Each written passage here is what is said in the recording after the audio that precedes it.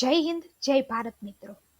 આજનો આપણો વિડીયો છે એની અંદર આપણે સરસ્વતી સાધના યોજના શું છે, આ યોજનાની અંદર શું સહાય મળે છે, કોણ આની અંદર અરજી કરી શકે છે, આના માટે કયા કયા ડોક્યુમેન્ટ્સ રજૂ કરવાના હોય છે અને આનું અરજી ફોર્મ કઈ રીતે ભરવાનું છે એના વિશે ચર્ચા કરવાના છીએ. તો વિડીયોને અંત સુધી જોજો અને જો વિડીયો સારો લાગે તો વિડીયોને બીજા લોકો સુધી શેર કરજો. તો પહેલા આપણે જોઈ લઈએ કે આ યોજના શું છે. તો કે આ જે યોજના છે એના અંતર્ગત દીકરીઓ જે છે એને મફત સાયકલ છે એ આપવામાં આવે છે. આ જે યોજના છે એ ગુજરાત સરકાર દ્વારા ચલાવવામાં આવે છે અને આ યોજના છે એ વર્ષ 2019થી અમલીકરણ થયેલું છે. હવે આની અંદર અમુક મહત્વની બાબતો છે એનું તમારે ધ્યાન રાખવાનું હોય છે એપ્લિકેશન કરતા પહેલા. તો આપણે જોઈ લઈએ કે એ મહત્વની બાબતો શું છે. તો આ જે યોજના છે એની અંદર ગુજરાત સરકારના અનુસૂચિત જાતિ કલ્યાણ નિયામક હેઠળ આ યોજનાની અંદર લાભ છે એ આપવામાં આવે છે. આ યોજનાનો જે મુખ્ય હેતુ છે એ ઘણી વખત દીકરીઓ જ્યારે ગામડાની અંદર ભણતી હોય છે ત્યારે ધોરણ 8 પછી અભ્યાસ છે એ છોડી દેતી હોય છે કારણ કે એમના ગામની અંદર સ્કૂલ હોતી નથી. તો આ યોજનાનો ઉદ્દેશ્ય એ છે કે દીકરીઓને સાયકલ આપવામાં આવે અને તે પોતાનો અભ્યાસ છે એ કન્ટિન્યુ કરી શકે. હવે સરસ્વતી સાધના યોજના અંતર્ગત ગુજરાત સરકારની જે વિદ્યાર્થીઓ છે એને વિના મૂલ્યે સાયકલ છે એ આપવામાં આવે છે. ત્યારબાદ આ યોજના હેઠળ અનુસૂચિત જાતિ કેટેગરી, વિકસતી જાતિ કેટેગરી વિદ્યાર્થીઓને મફત સાયકલ છે એ મળવાપાત્ર છે.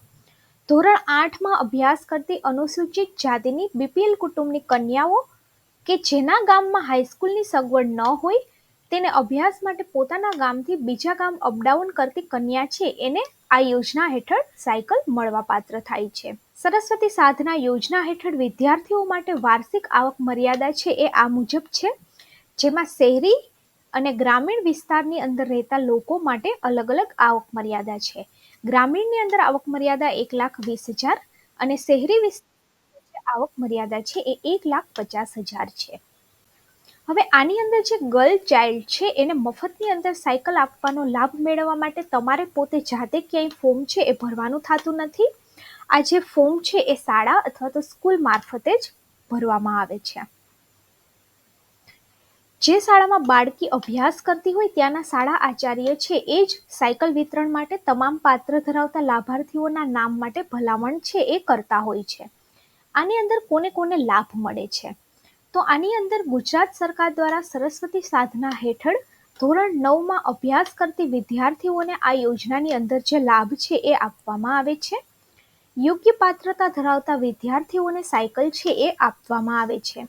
આના માટે આપણે જરૂરી ડોક્યુમેન્ટ્સની વાત કરીએ તો ગુજરાતનો ડોમિસાઇલ અથવા તો રહેઠાણનો પુરાવો, ત્યારબાદ વિદ્યાર્થીનીનું આધાર કાર્ડ, ત્યારબાદ માતા પિતાનું આધાર કાર્ડ, ત્યારબાદ જાતિ અંગેનું પ્રમાણપત્ર, ત્યારબાદ કુટુંબની આવકનું પ્રમાણપત્ર અને બેંક ખાતાની પાસબુકની નકલ. આટલા જે ડોક્યુમેન્ટ્સ છે એ આની અંદર પુરાવા રૂપે આપવાના હોય છે. અરજી ફોર્મ કેવી રીતે કરવાનું તો આપણે જોઈ લઈએ કે એની શું પ્રોસેસ છે. ગુજરાત સરસ્વતી સાધના યોજના હેઠળ મફત સાયકલનો લાભ મેળવવા માટે વિદ્યાર્થીઓને ક્યાંય અરજી છે એ કરવાની હોતી નથી. વિદ્યાર્થીઓ જ્યાં અભ્યાસ કરે છે ત્યાં શાળાના જે આચાર્ય છે એ જ યોગ્ય પાત્રતા ધરાવતી કન્યાઓના લાભાર્થીની જે યાદી છે એ તૈયાર કરે છે. આ લાભાર્થીની યાદી તૈયાર થયા પછી શાળાના જે આચાર્ય છે એ ગુજરાત સરકારની જે ઓફિશિયલ વેબસાઇટ છે ડિજિટલ ગુજરાત પોર્ટલ એમાં યોગ્યતા પાત્રતા ધરાવતી વિદ્યાર્થીઓની જે યાદી છે એને અપલોડ કરે છે. ત્યારબાદ પાત્ર લાભાર્થીઓની ભલામણ માટે અરજીઓ જિલ્લા સમાજ કલ્યાણ અધિકારી છે એના દ્વારા તપાસવામાં આવે છે.